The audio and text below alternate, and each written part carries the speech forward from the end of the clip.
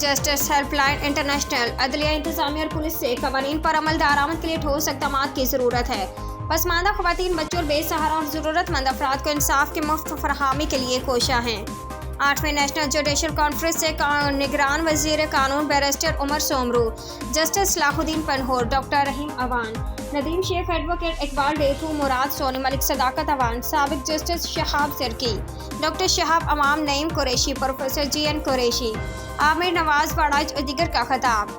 कराची के मुकामी होटल में लीगल एंड जस्टिस अथॉरिटी, हुकूमत पाकिस्तान और जस्टिस हेल्पलाइन इंटरनेशनल के तहत 8वें नेशनल जुडिशल कॉन्फ्रेंस से खिताब करते हुए सिंध के वज़ीर कानून इंसानी हकूक़ उमर सोमरू ने कहा है कि निगरान हुकूमत की काबीना में वज़रा फायर फाइटर जैसे हैं।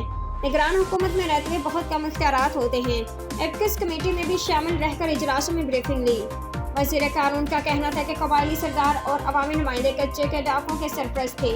कच्चे के इलाके में जुराम का जिम्मेदार कौन है? उन्होंने कहा कि शिकारपुर इस हस्पताल का दौरा किया, वहाँ की हालत ख़राब थी। दुआ करता हूँ कि माज़ीन के औलादे भी सरकारी अस्पतालों में इलाज करवाएं।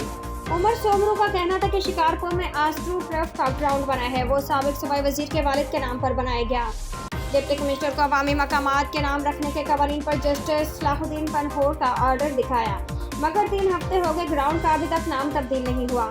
नेशनल जुडिशल कॉन्फ्रेंस से सिंध हाई कोर्ट के सीनियर जज जस्टिस सलाहुद्दीन पनहोर ने कहा कि कवानीन मौजूद हैं, लेकिन जब तक अदलिया, इंतजामिया और पुलिस तमाम स्टेक होल्डर से मिलकर इस पर अमल दरामद नहीं करवाएगी तो नाइंसाफ़ी का खात्मा मुमकिन नहीं है। अदालती और इंतजामिया के मामलात में बेहतरी के लिए हमें मिलकर अपना किरदार अदा करना होगा।